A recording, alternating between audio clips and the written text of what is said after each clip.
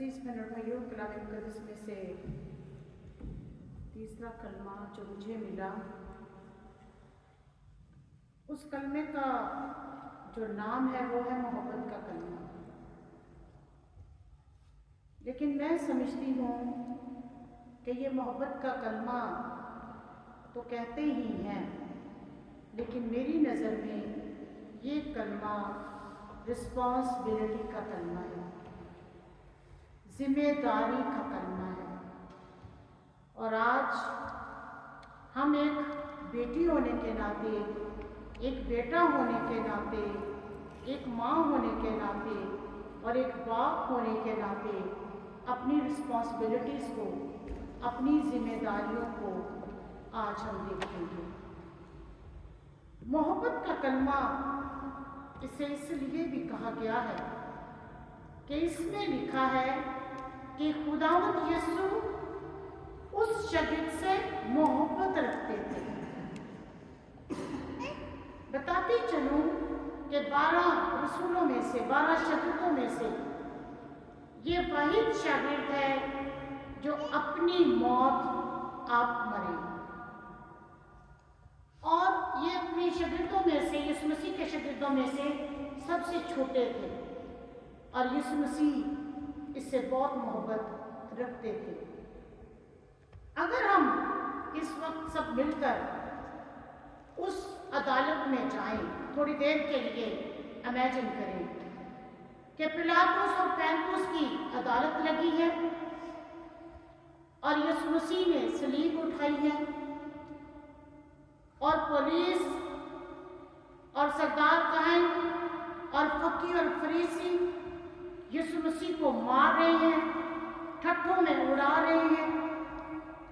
اور اس وقت ایک شاگرد ایسا ہے جو چوری چھپ کے یہ دیکھنے کے لیے آیا ہے کہ کیا ہو رہا ہے، اور وہ ہے یہودا اسکریوتی۔ ایک شاگرد ایسا ہے جو دیکھ رہا ہے سب کچھ، لیکن یسوع مسیح کو وہ یہ نہیں کہتا کہ ہاں میں اسے جانتا ہوں، بلکہ ایسا شاگرد ہے جو کہتا ہے کہ مجھے نہیں معلوم یہ شخص کون ہے، میں اسے نہیں پہچانتا۔ لیکن واحد ایک یوحنا رسول ہے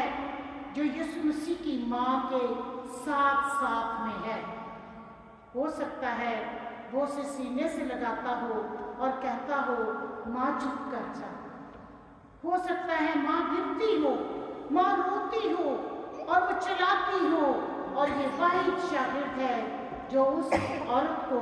جو یسوع مسیح کی ماں ہے تسلی دے رہا ہے، اور یسوع مسیح گرتے ہوئے، مار کھاتے ہوئے، کانٹوں کا تاج سر پہ رکھے ہوئے اپنی ماں کی طرف نگاہ کرتا ہو اور دیکھتا ہو کہ میری ماں کو یہ شاگرد تسلی دے رہا ہے اور میری ماں کو سنبھال رہا ہے۔ عزیز بہنوں اور بھائیوں، کلام مقدس میں لکھا ہے، اور یسوع نے اپنی ماں اور شاگرد کو جس سے محبت رکھتا تھا پاس کھڑے دیکھ کر میں سمجھتی ہوں یہ یوحنا رسول دلیر شاگرد ہے، بہادر ہے، جو یسوع مسیح کی ماں کے ساتھ یسوع مسیح کی صلیب تک پہنچ گیا، اور باقی 2 شاگرد، ایک جو دور دور سے دیکھ رہا تھا کہ کیا ہو رہا ہے، یسوع مسیح کے ساتھ کیسا برتاؤ کیا جا رہا ہے، یسوع مسیح کے ساتھ کیسا سلوک کیا جا رہا ہے، اور ایک شاگرد جو آگ تاپ رہا ہے اور وہ ساتھ میں نظارے لے رہا ہے۔ لیکن وہ دونوں بعد میں جا کر پچھتائے اور پریشان ہوئے کہ ہمارے یسوع کے ساتھ یہ نہیں ہونا چاہیے تھا۔ لیکن واحد یہ دلیر شاگرد ہے جو صلیب تک پہنچ گیا ہے،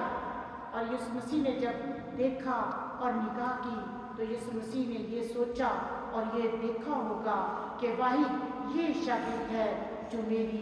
موت کے بعد، میرے آسمان پر اٹھا لیے جانے کے بعد میری ماں کو سنبھال سکتا ہے۔ ایک بات جو میں کہتی چلوں कि बहुत सारे लोग जो कलाम मुकद्दस की गहराइयों को नहीं समझते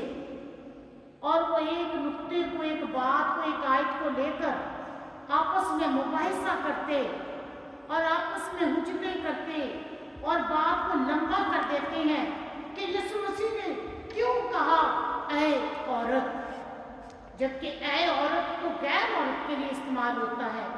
यीशु मसीह ने क्यों नहीं कहा कि ऐ माँ ये तेरा बेटा, और आज के बाद उस लड़के से कि ऐ लड़के आज के बाद ये तेरी माँ। अगर आज से 2000 पहले पीछे हिस्ट्री में चले जाएं तो उस वक्त वहाँ पर इब्रानी भी थे, यूनानी भी थे और वहाँ पर और 5 किस्म के लोग थे। उन लोगों ने ये क्वेश्चन क्यों नहीं किया? आज के लोग, आज के नौजवान, आज के फिलोसफर, आज के प्रोफेसर, आज के मुअल्लिम क्यों इस बात पर बहस करते हैं कि यीशु मसीह ने अपनी माँ को औरत क्यों कहा? पहली बार